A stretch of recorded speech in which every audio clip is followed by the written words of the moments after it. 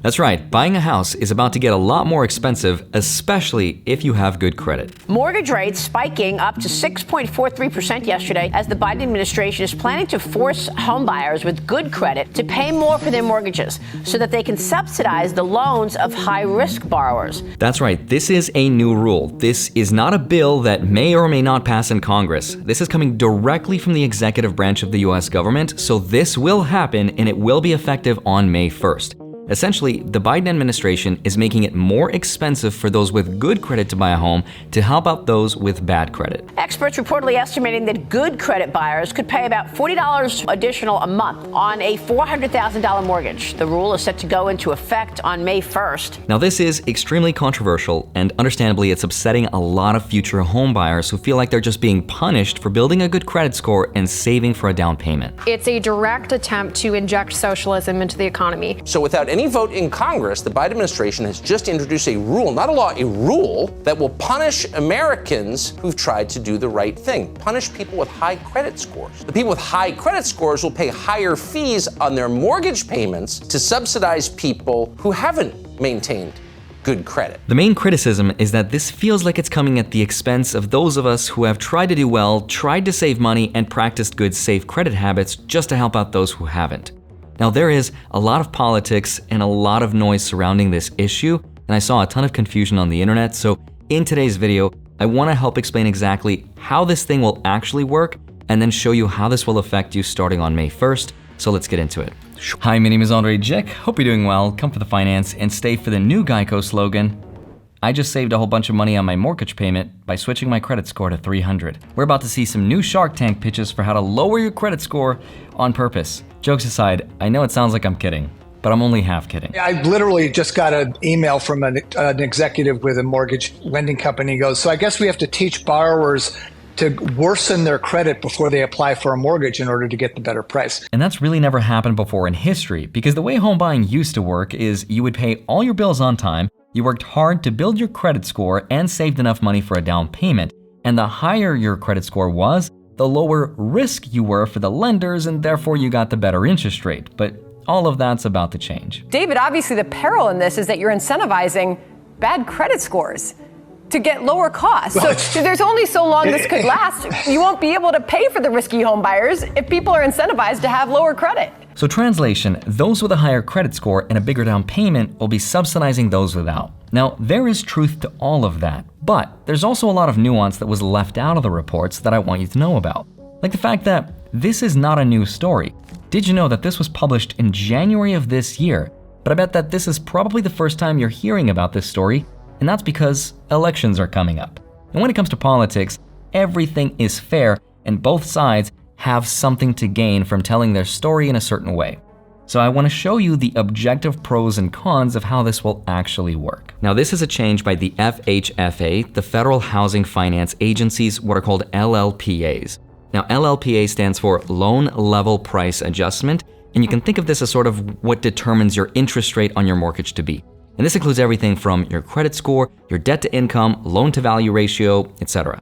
So I want to show you a graph that helps explain exactly what these new changes are. So for example, if someone has a credit score of 639 or less, they will get a 1.75% discount on their mortgage rate. But those who have a credit score between 720 to 759 will pay a fee of 0.75%. And it's those of us making the biggest down payments of between 15 to 20% that are being penalized the most. Now, 0.75% doesn't sound like a lot, but it does add up over time. On a $400,000 mortgage, for example, that adds up to roughly $40 per month in extra payments, which over the lifetime of the 30-year loan is about $14,500. So that's why this is getting a lot of criticism, and for good reason. Good credit, big down payment, okay, but you'll pay for that success. This is pure politics. Using Fannie Mae and Freddie Mac for these sort of political purposes may not be the best thing to do. And frankly, I think it violates the entire discipline that these two companies have operated under. This is a middle-class tax hike. This is like a responsibility tax. The argument is that this is once again incentivizing the same bad behavior that allowed 2008 to happen, when our institutions encouraged reckless spending and reckless borrowing by giving money to people who were not able to make their payments because they were more risky and they did not build good credit habits and of course they didn't verify their incomes. So rather than put a band-aid on this situation and redistributing the wealth, why not give people an equal opportunity to build good credit habits and to save their money? Now, having said that, before you go out there and try to purposely lower your credit score because you think it'll get you a better opportunity to buy a home, consider this. So here's a couple things to remember about this new rule that's effective on May 1st. This only applies to new FHA homebuyers and not existing homeowners. So if you already own a house, your monthly payment is not going to go up. Also, if you have an excellent credit score, your monthly payment is not going to be higher than someone with a bad credit score, and here's why. The average loan-to-value ratio is 80%. Now, I want to show you the graph that shows the outright LLPAs.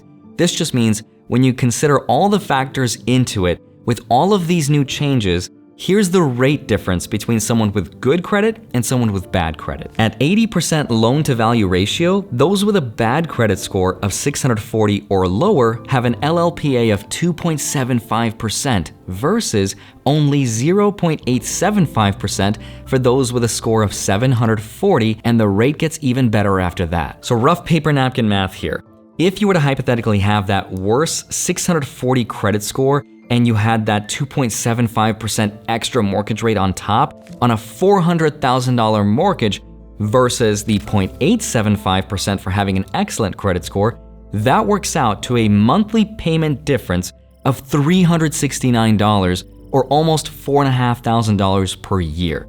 That is a massive difference, which means you should still probably not try to lower your credit score because having an excellent credit score will mean a lower monthly payment.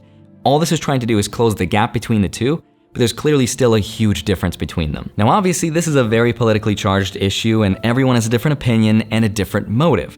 My motive, because I'm a finance channel, is to practice financial responsibility and not encourage risky borrowers to take on more debt because that's how 2008 happened. So this is probably not the best idea from the government that encourages responsibility.